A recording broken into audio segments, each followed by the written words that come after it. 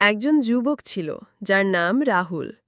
রাহুল শহরের কোলাহল থেকে দূরে প্রকৃতির মাঝে শান্ত জীবন খুঁজছিল। একদিন সে তার সাইকেলে করে এক নতুন জায়গার সন্ধানে বেরিয়ে পড়ল। পথ দিয়ে যেতে যেতে রাহুল একটি ছোট নদীর ধারে পৌঁছাল। সেখানে একটি পুরনো বটগাছ ছিল, তার নিচে এক সাধু বসেছিলেন।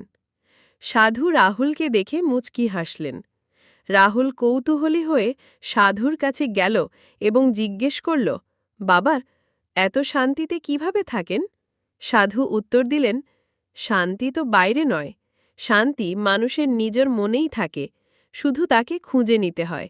রাহুল সাধুর কথা শুনে মুগ্ধ হল।